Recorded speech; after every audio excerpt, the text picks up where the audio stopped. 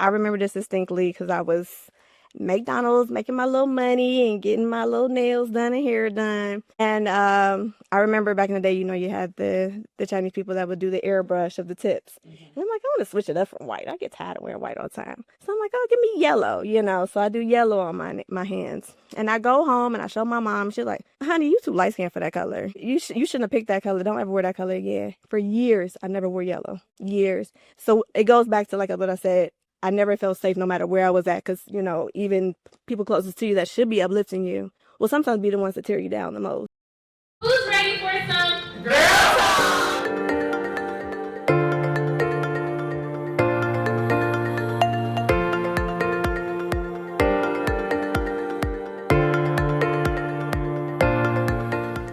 Welcome to Girl Talk.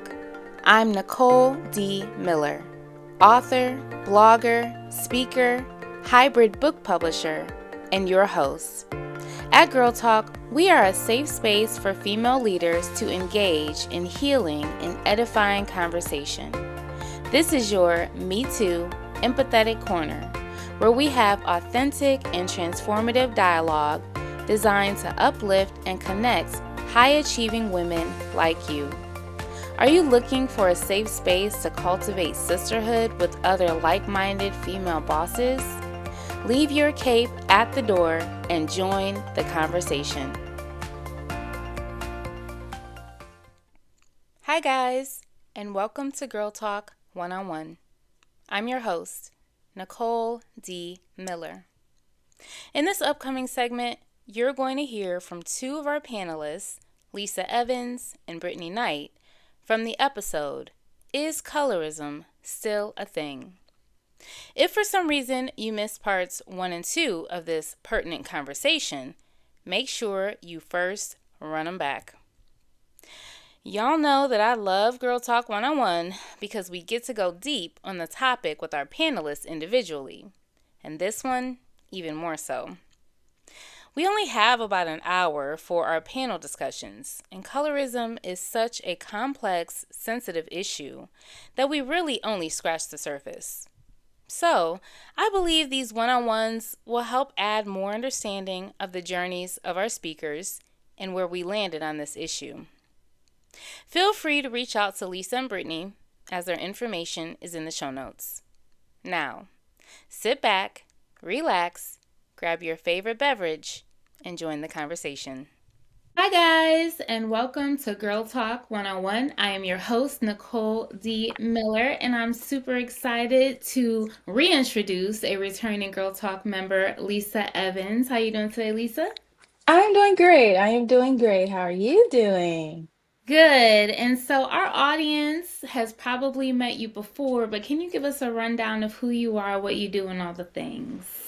Yes, so I am Lisa Evans. As Nicole said, I am 31 years old, native of Cleveland, Ohio. I don't think I've ever said that, but been born and raised in the city of Cleveland. I have a 14-month-old daughter and a husband. I love all things writing, all things communicating, all things sharing my story. Really, I've been sharing my story of just adoption and trauma, all these different things, overcoming depression. I've been sharing my story online since 2015, I think.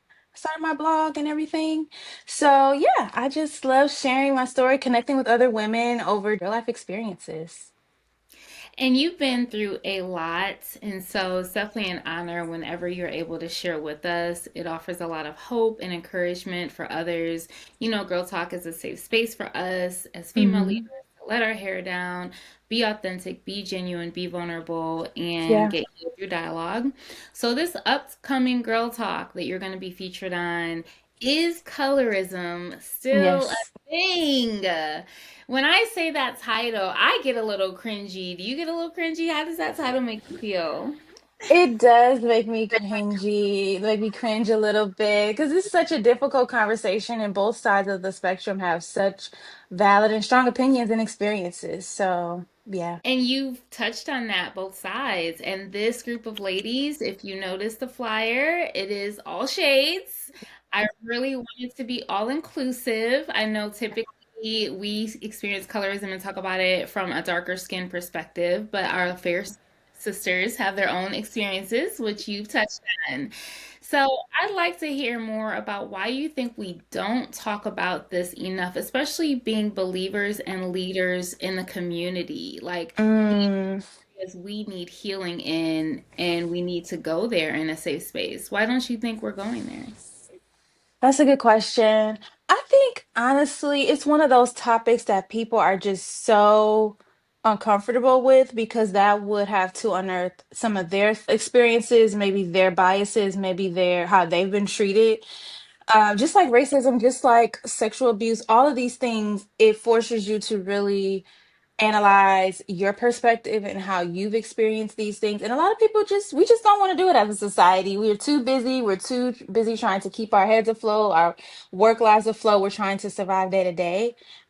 And so we don't want to go into those deep, dark, bags of secrets and really work through this issue. We rather just keep things the way that they are because that's comfortable for us. Even if we're perpetuating harmful um views or beliefs, or if we're internally struggling from what's been done with us, we just would rather not go there.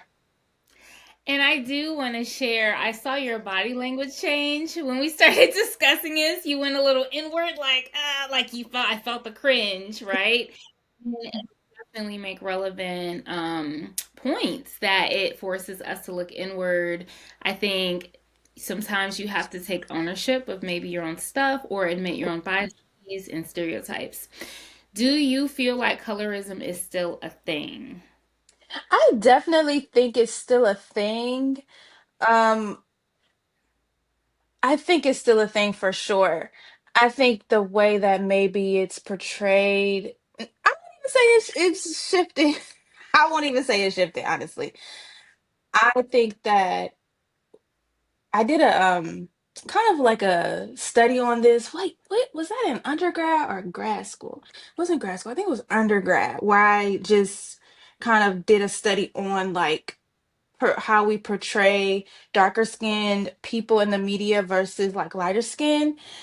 Both of my degrees are in journalism and communication, so I'm all about like media effects, communication, studies, all of those things. I'm always analyzing stories and analyzing just everything to figure out, okay, the bigger picture. And one thing I've noticed and continue to notice is the way that Black women are portrayed on a lot of different types of TV shows, whether it's like when there might be an all white cast and the only Black girl is a mixed girl Hmm. or a lighter skinned girl. A lot of times it's mixed with that look or racially ambiguous. I'll say mixed or racially ambiguous. Or if the Black woman is shown, a darker skinned Black woman is shown, she's often like the comedic role or like the bigger girl that doesn't really get dates, things like that. That's a little bit of um not, I guess, fat phobia mixed in there, body shaming mixed in there too. So I do think it's still present, which was your original question. I do think it's still present. Yeah, I do. So let's rewind a little bit. What has been your historical experience and personal experience with colorism? Oh my gosh, very, very traumatic. I've always been bullied for being darker skinned. Always, always, always. Middle school, high school, like elementary school. It was always the butt of the jokes. Oh, you're dark skinned. Oh, tar baby. Oh, chocolate. All these things in a derogatory way, not chocolate in a positive way. And I remember in high school, was it high school? Or did he go to my high school and my middle school? But it was this one guy that used to tease me all the time. And he was darker than me. I didn't really make that connection until like decades later. But he was actually darker than me, and he always teased me for being dark skinned. Now that I think about it, I'm like, oh, you must have actually just hated yourself, unfortunately. Or you're being teased. Maybe in your household, you were being teased for being dark. So, but I didn't think about that then. I just, it just was how harmful it was. So, yeah, I've always had history. Even in my family relatives, I'm pretty much the darkest one out of, well, my sister is the same color as me, but my family is typically a little bit more brown or lighter skinned. So, just the little jokes about being dark, just those little jokes that family members do, unfortunately. that factored in as well. Now, were you privy to anyone fair skinned or light skinned in your family being teased for being lighter? Ooh, no.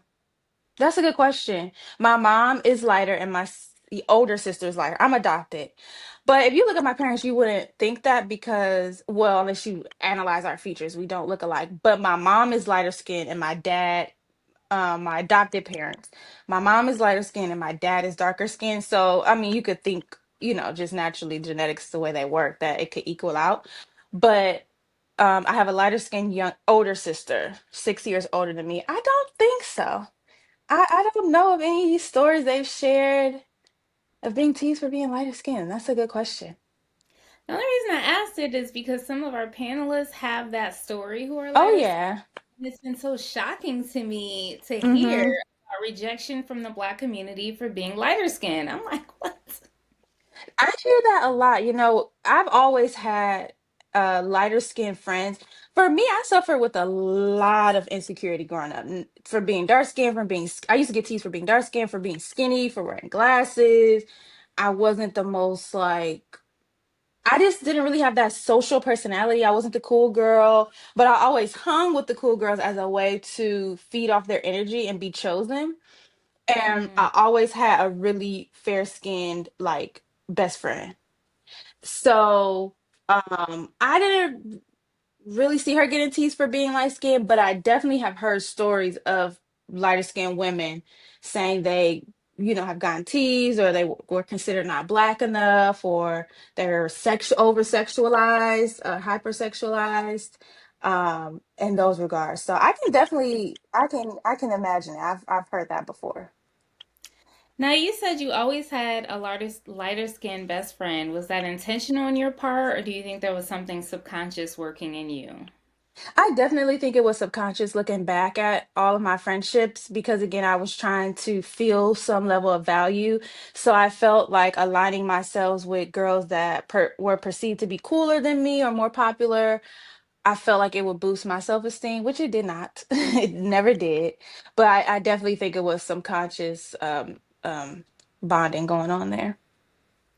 And you touched on the bullying from one young man. So, do you feel like it was predominantly from men, or was it a mix of men and women that bullied you? It was mostly men. Um, it would be. Yeah, it was mostly men. I don't think I was bullied by one girl in middle school, and she was dark skinned, and I feel like she made a comment about it.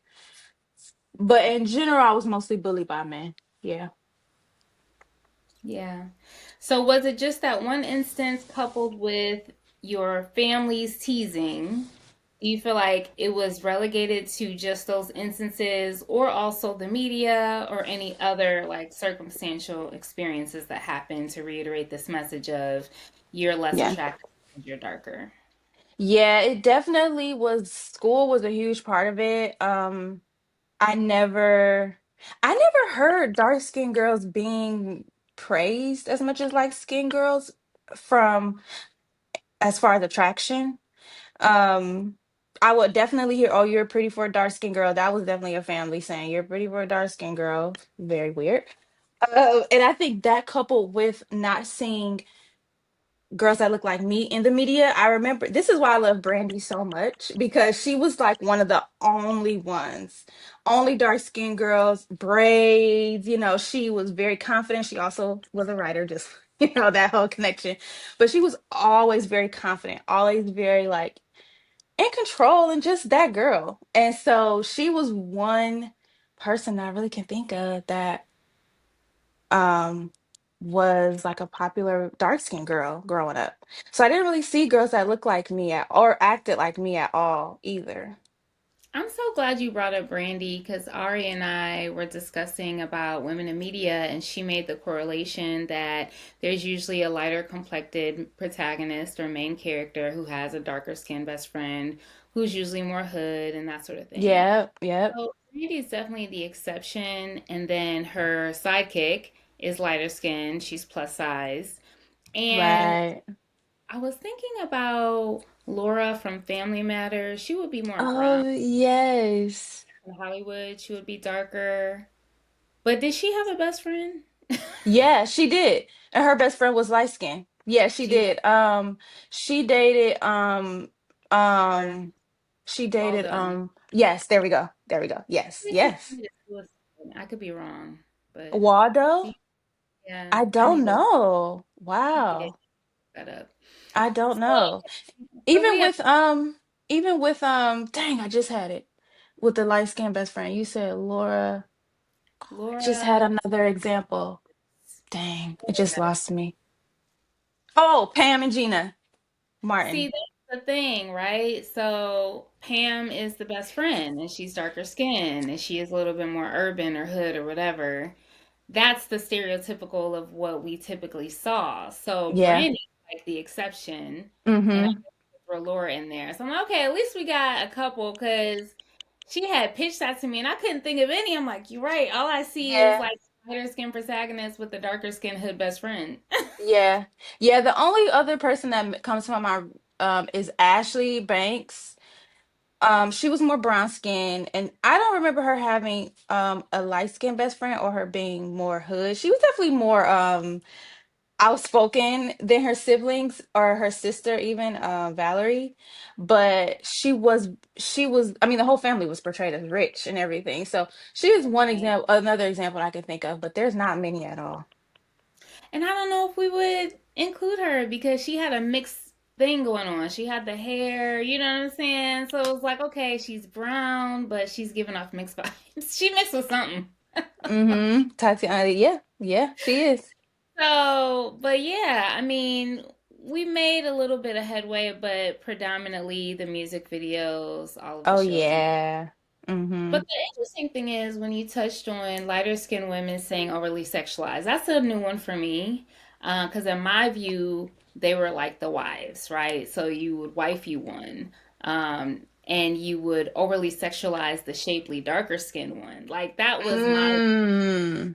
especially when it comes to like music videos and stuff like that, or songs or whatever, like big butts and all of the like comments about a woman's shape is usually a darker skinned woman, but then you gonna wife you someone who's lighter. That's just me. That's my But see, that can be a over sexualizing because even if I'm sure if you ask talk to a light skinned woman, they as a dark skinned woman saw them as people would treat them as more desirable, whether that's to wife or just to have sex with. They were definitely approached more or romanticized more.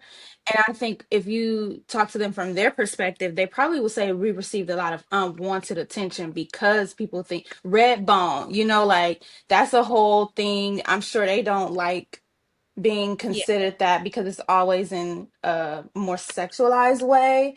So I just know from what they've said, like dark light skinned women have said, it's they've kind of made it seem like it's more of a fantasy or like over sexualization of you want to be with me in this way, but because I'm light skinned. You know what I'm saying? Yeah, you want to be with me because I'm light skinned, just because I'm light skinned. So objective in that regard. Define, yep, yep, yep. Mm-hmm. Girl, all this is like eye opening for me. I'm like, oh, okay, Mm-hmm. the other side. Yeah, because I think a lot of times, I mean, I've always been on the side of, well, this has happened to me, but even after the last girl talk we had, we kind of touched on it. And I think some of the light skinned women were sharing their stories. So I've kind of heard their stories over the years, and it's been the same kind of theme.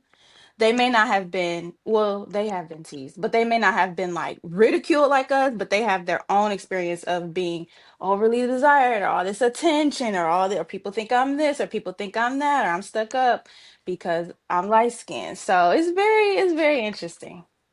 They have their own stereotypes, and I think I assume they would have their own thing, but some of these stories are hardcore with bullying, and it'll be shared on the panel discussion, and that was like very eye-opening to me.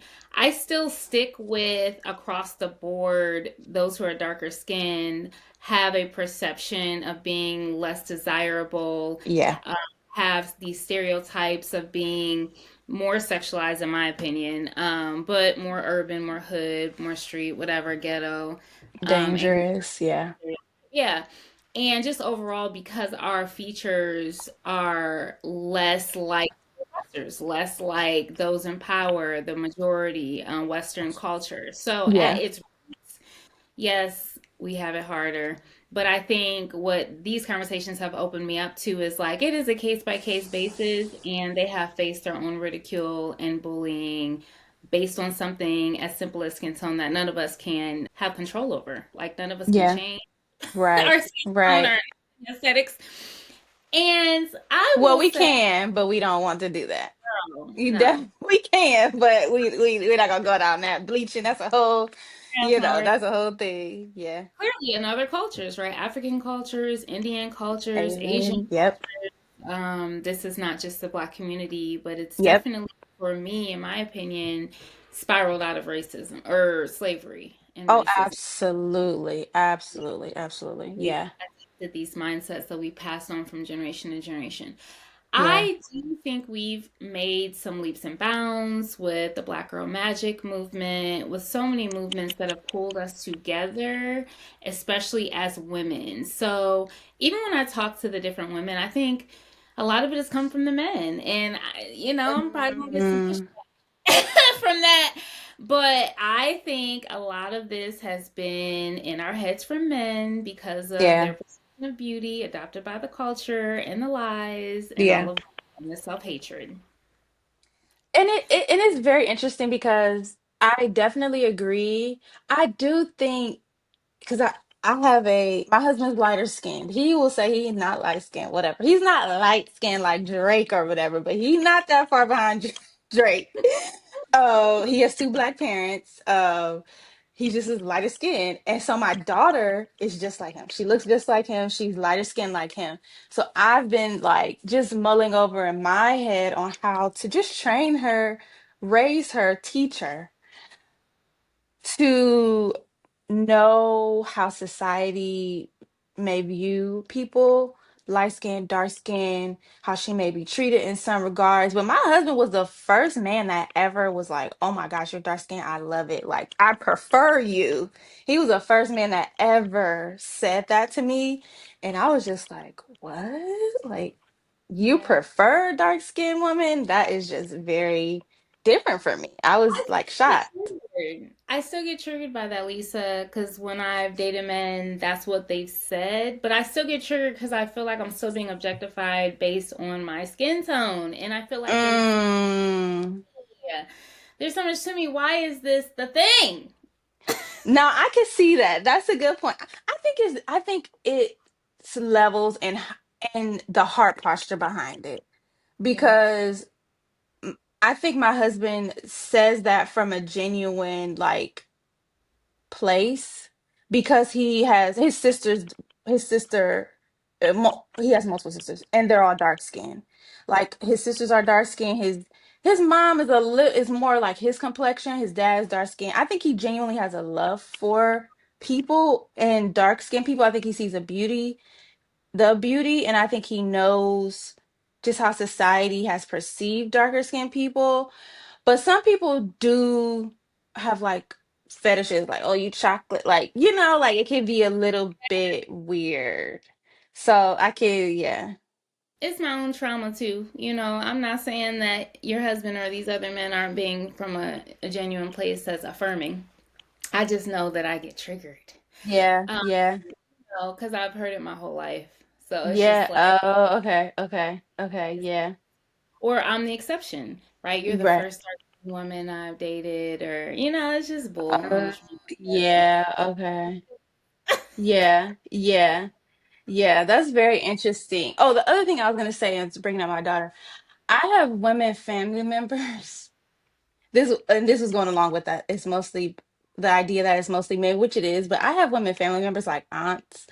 When my baby was born, oh, she has good hair. Oh, she like I just been like, oh god, it's still out there.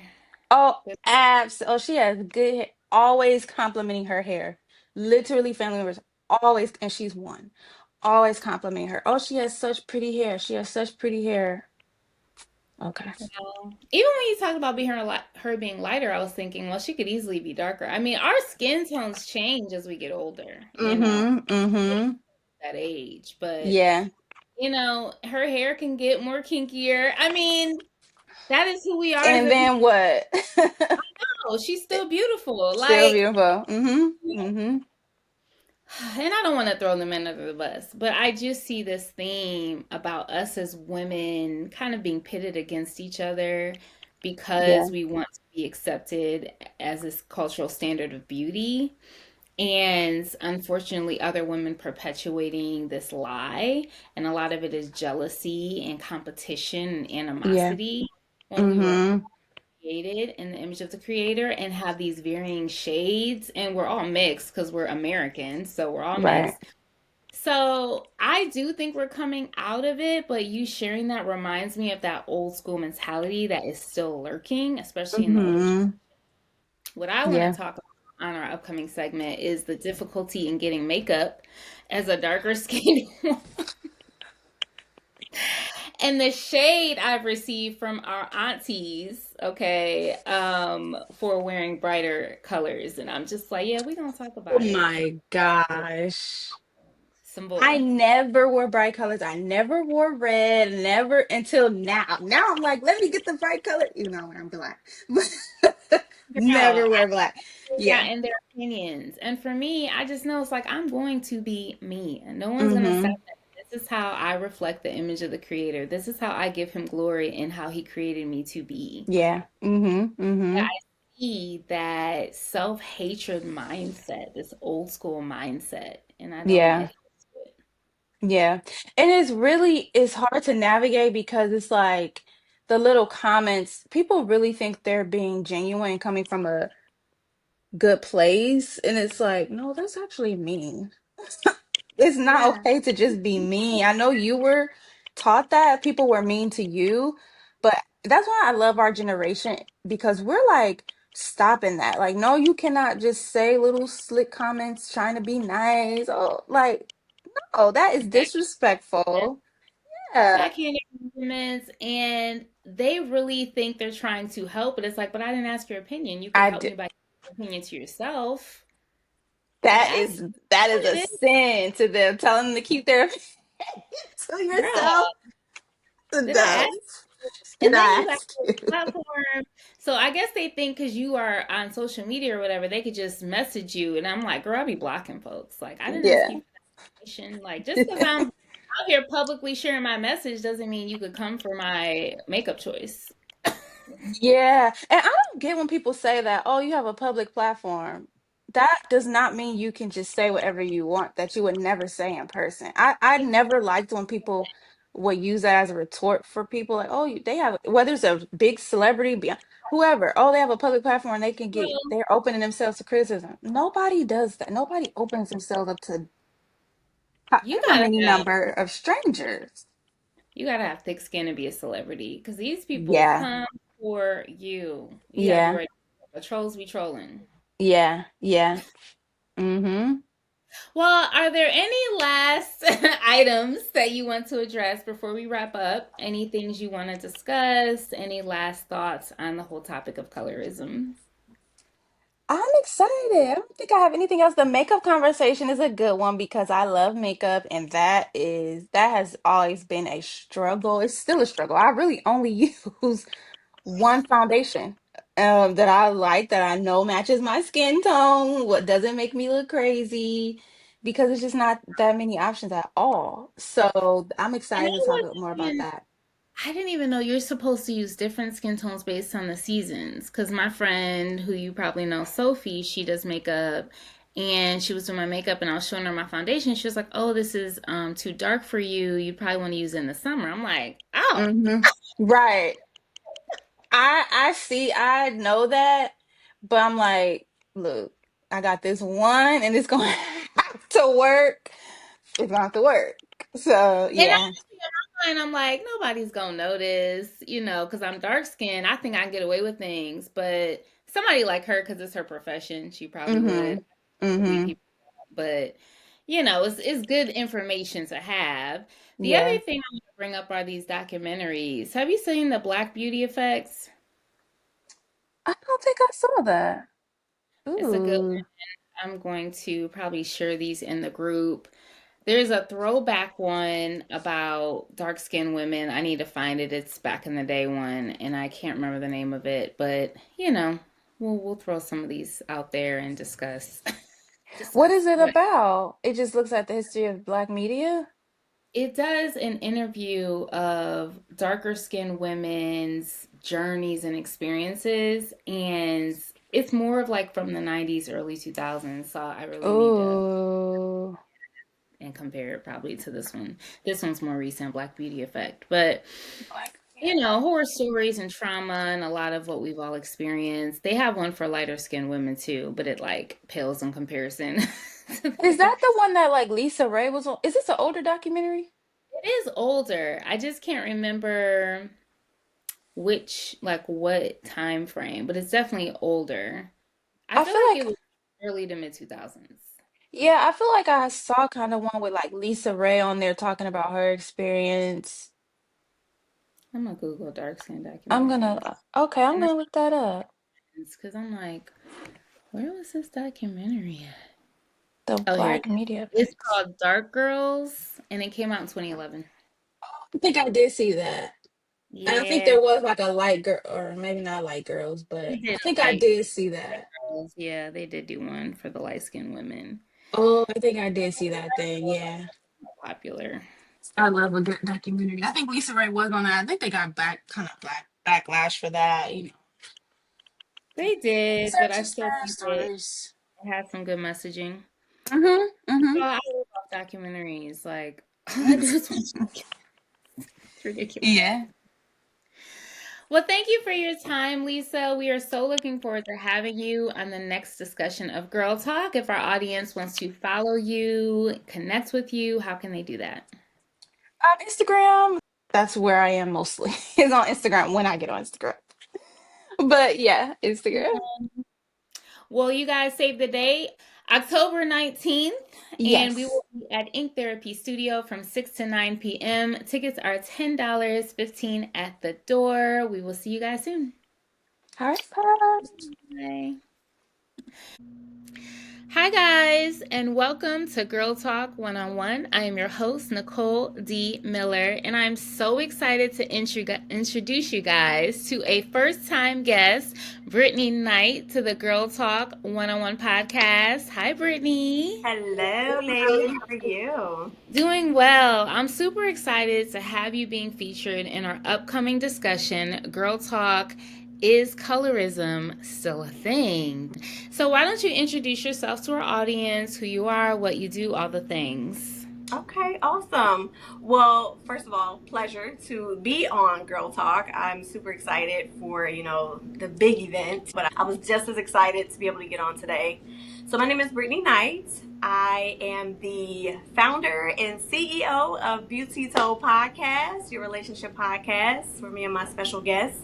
We take relationship topics, challenges, and struggles. We deep dive into it. And the overall premise is to have positive changes and healthier relationships. By day, 9 to 5, I'm a branch manager, but all the other hours of the day, I am entrepreneur trying to figure it out, girl. Well, you and I have had the pleasure of connecting a few times personally, so I do know a little bit of your journey, but I'd love for our audience to learn a little bit more. So you have your daytime, but Mhm. you're in this podcast entrepreneurial space. What has drawn you into that space? Okay, great question. And Brandon, don't be mad if he watches this. I am also co-host on the Pull Up Experience podcast, your entrepreneurial podcast, where we shine a positive light on our entrepreneurs in the city of Cleveland. Jesus, how did I forget that? All right, so that's where it all began. To be honest, Nicole, it started off as me just being a guest, one of his guests on the podcast on the Pull Up Experience. Maybe a couple months later, he asked me to be a guest co-host. I'm like, oh, okay, sure. Never knew what a podcast was. Never obviously have been incorporated into one by any means. So I'm like, okay, well, this can't be hard. Girl, my first episode, I was quiet as a church mouse. I was quiet for a reason. I was listening to her story, and it was incredible. You know, it opened my eyes. It broadened my idea of entrepreneurship, and that it really can be a thing that you can actually make money from. Like, I didn't think people would make money. So the more he kept asking me to be a guest co-host on the Pull Experience, the more I'm getting to meet such phenomenal entrepreneurs throughout the city and learning their incredible journeys. And I'm like, man, it got my wheels turned into, what do I have to offer the world? You know, what skill set do I have that I could be an entrepreneur too, you know? And it finally hit me. A lot of times you'll hear people say that their purpose was found through their pain. So I went through a 12-year marriage that ended up, you know, it ended in divorce. And God had me journal that year and a half, every single day, the good, bad, and ugly, what was going on. I never understood why I went through all that for my marriage to still end the way it did. And why I got these journals now that's just sitting here. What am I supposed to do with this? And then I realized that maybe I can help others avoid some of the heartache, the pain, the suffering that I went through. So that's when I realized, like, oh, what if I did a podcast? What if I did a relationship podcast? You know, because now I've gotten comfortable where I can talk to people. And yeah, that's what sparked it all. And I'm so glad you brought up Pull Up, because all of the women from Pull Up who are women of color are being featured. And that was like the vision, was to have you guys chime in on this segment. But what I will say is, I love how God orders our steps. Like, one thing leads to the next thing. And so you were prepared by being a co-host on Pull Up to do your own thing, and that your pain is being turned into purpose. So I love that full circle 180 that is happening in your journey, and that we get to glean from what you've learned. So the next thing I want to ask is, why is this topic of colorism important to you? You know what's funny, Nicole, is at one point, and I couldn't figure out how I was going to make that work, I wanted to do this very topic. This is something that I've struggled with ever since, like, a little girl, you know, my childhood, because I've had to fight all my life to prove that I'm Black. People, because they see my skin color that I have no control over, by the way, I can't help how God made me. You know, I was teased throughout my childhood that I was white, you know, very much Black all my life, but everybody would, you know, put that particular title on me, and it starts to get to you after a while, because I'm having to fight to say, I really am Black. I really am Black. Well, how are you Black? Are your parents Black? You know, is your family, like, how did you come so light skin? You know, all these questions of my Blackhood is, you know, the topic in classrooms, you know. And so I would say Black History Month, where I used to be so excited to learn about my heritage, you know, and to hear about what we went through, this was also a time that I also dreaded, because I knew that people, you know, we watched the movies in classrooms, and now they're looking at me like I did it. You know what I mean? So I've always had to battle with the colorism. People think that light-skinned girls, you know, quote unquote, are entitled, and think it's so many stereotypes that are just 100% false. And I'm still, you know, I still have to deal with it even in adulthood. You know what I mean? It was worse in child, but, you know, it carries over into your adulthood. So honestly, I'm completely shocked that somebody would think you were white. I got it all my life, girl. Would they think you were mixed or white? I'm just both. If they wanted to be nice, they would say, "Oh, you must be mixed." If they wanted to be nice, a lot of times they were very cruel, and they just said, "You're white. We know you're white," and it's like.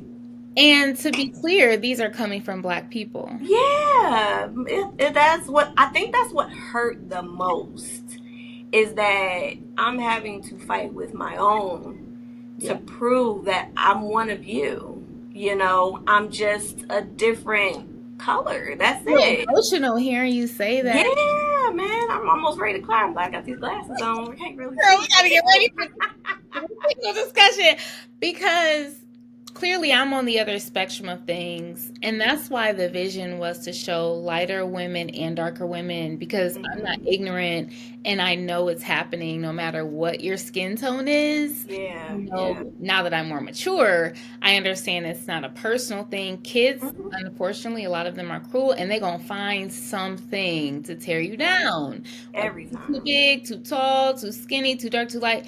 The sad, sad part is how we are divided, Yeah. right? And it starts at such a young age. So to hear this coming from you, and I think for me it's so shocking because I never once doubted that you were black. But I think because I've been so exposed, like my Mhm. spiritual mom is lighter than you, I've been so exposed to black people of all shades that Mm. I just, and my mother is light. Okay. So I just took after my father, who's dark. And I think because Okay. I just know that sometimes our skin tone, depending on our genetics, can favor one parent or one ancestor, Yeah. that we just come in different shades. I would never have doubted that you were black. Girl, all my life I had to fight. Really, all my life. I had to fight, That's girl. crazy. It is. Thank you so much for sharing your truth. I know you're not alone. Yeah. And your vulnerability, I do believe, is going to bring healing for all of us, even those of us who are darker skinned, who face the opposite Hmm. stereotypes. Yeah. But the root is that it's coming from our people. Yeah. That's the sad part about it. You know what I mean? It's like, really? Oh, Lord. Okay. Well, that was heavy. Um, Mhm.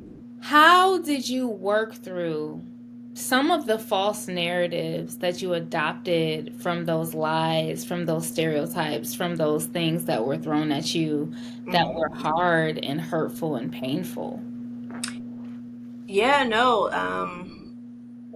Very much just having to really depend a lot on God because I've since a little girl, I've been raised in the church, and though, like I said, sticks and stones may break your bones, but words really do hurt you.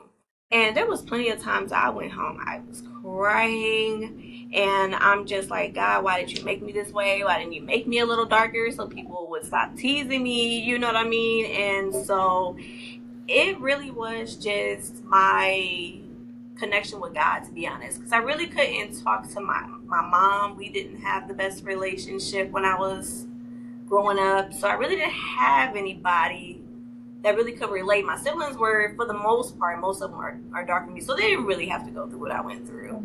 And yeah, you almost feel like you're alone. So all I had was God to be my friend. You know what I mean? In those times, it's crazy. But they're just so like impactful. Yeah, man. God. Yeah. I wasn't coming on here to sugarcoat nothing. Like, no, that stuff hurted, girl. I was like, oh my gosh. And I'm like, you ain't doing nothing to nobody. You just innocently just being you. And people are like, pointing their fingers at you and making you feel a different type of way. And my self esteem at one point was very low. You know what I mean? I got them on the outside doing it. Then I got even inside, you know what I'm saying, bashing me, so I'm just like, where do you turn? Yeah. So back up against the wall, all I could do was just look up and talk to him. You had racism and colorism to battle. Basically, yeah, for sure, definitely. And like I said, I didn't really have my mom to have my back. I dealt with my own battles with her within the home. So you got outside, you're having to fight, and then inside, you know what I'm saying? So it's like, where is your safe haven? So God really was my only safe haven.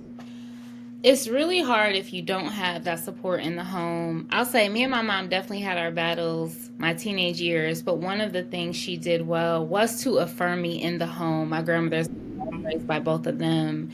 And because they were both light skinned and Mm-hmm. petite, and Yeah. I'm chocolate and thick. Girl, like, listen. Well, Thick as listen, in. so I'm getting bullied, all types, Yeah, but back then, and yeah. I'm only child. So, but she was so adamant to, I want to say gas me up, but just like affirm me, Yeah.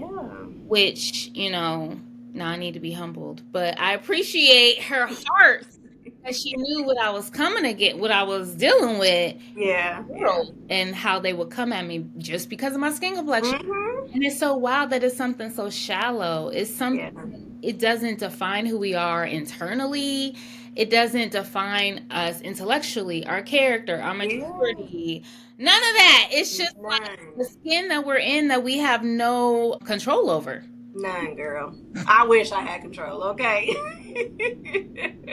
And honestly, I think that statement will resonate with all the panelists, no matter what our color is. Yeah. And unfortunately, I believe it's a trick of the enemy because Yeah. our creator made us who we were supposed to be for our assignment.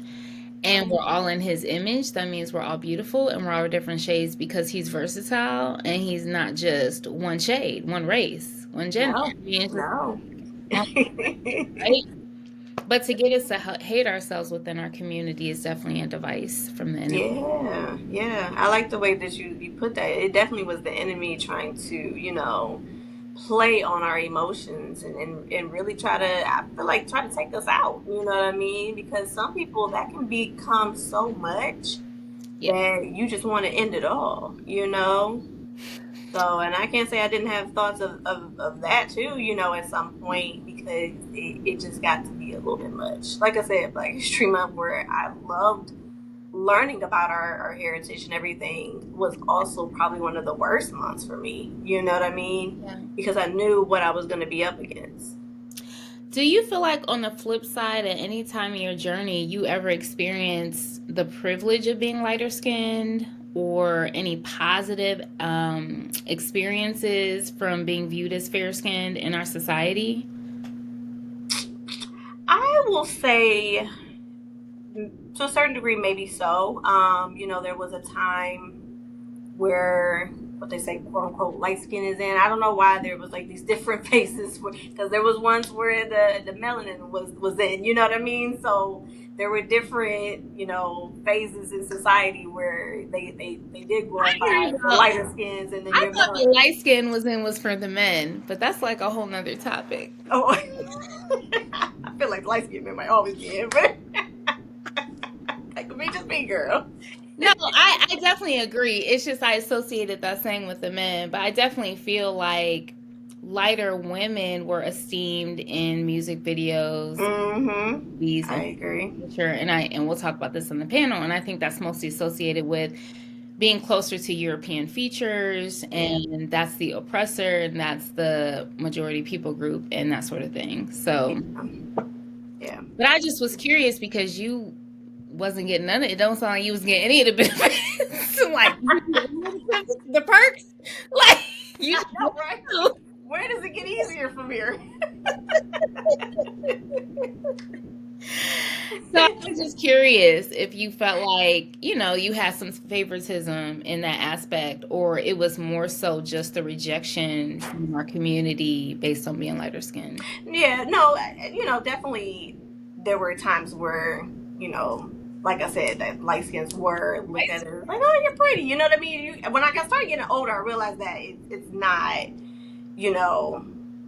any type of deficiency on my end. Like, it actually is, I've learned to embrace it. I've learned to accept it. It is what it is. I mean, I couldn't change it. I even told people in the summertime, I don't tan. So I don't know what to tell you. You do to everybody's hands.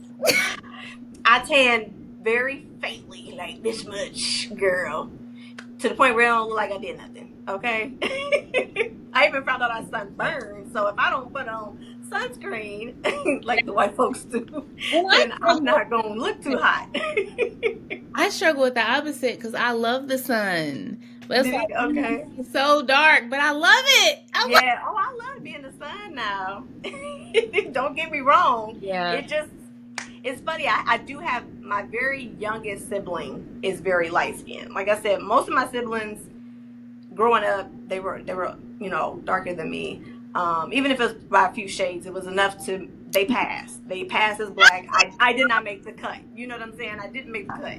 My youngest sister came along, and she was super fairly light skinned. So I'm sure she battled with it as well, at some point in her life. But it was like, finally, I'm not alone. It's so eye-opening to me to even hear your your verbiage when you're like they pass. So I've never looked at that in a sense of passing to be black. Right? It was always historically like passing to be white and being lighter. But you're Yeah. telling me the other side is like you trying to pass to be black. Girl, okay. I couldn't make the team.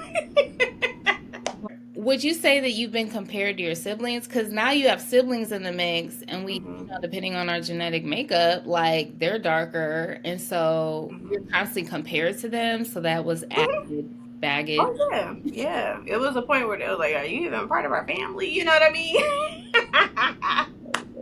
Are you even one of us? You know what I mean? And it's funny. I did for a class project. I did a family tree on my dad's side, and I got to realize that my great grandmothers were very very light skinned. In fact, the great grandmother on my grandfather's side, I got to find out she was half Portuguese, half white. So now I use that as my defense when people are like, okay, well, is there somebody in your family that's white? And I'm like, well, my great grandmother is half Portuguese, half white. So I guess the skip generation hit me. Like, that would be my reasoning.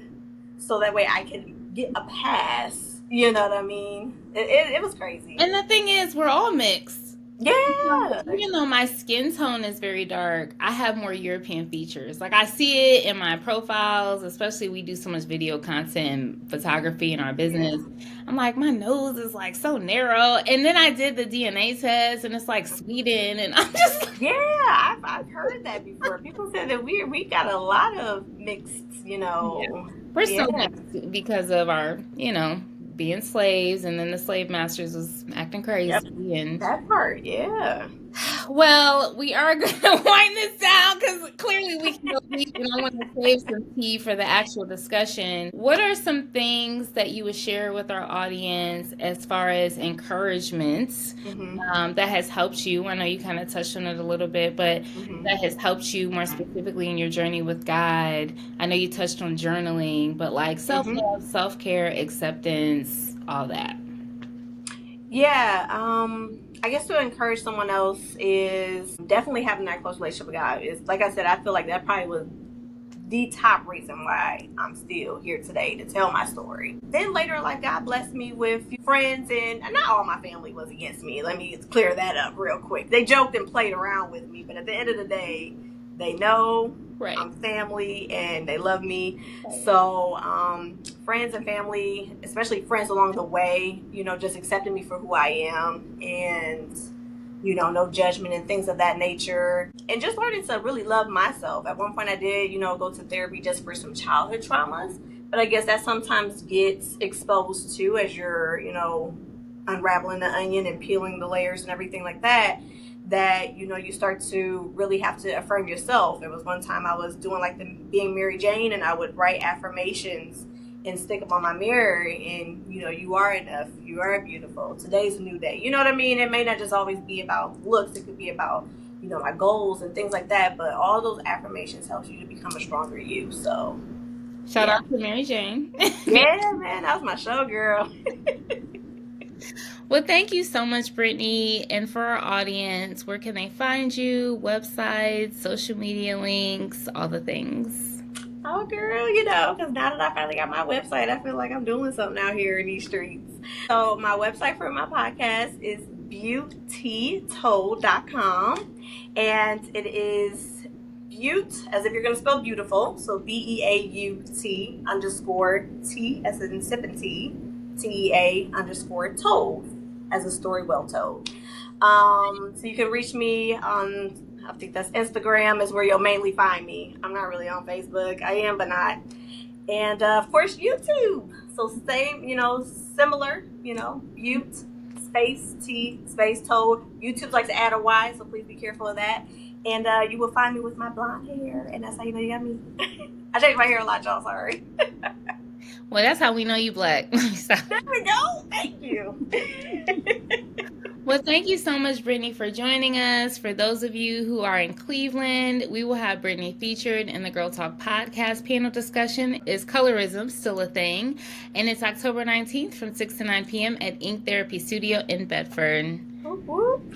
All right, we'll talk I'm excited. I can't wait to see you, girl. Don't forget to subscribe, rate, and review this podcast.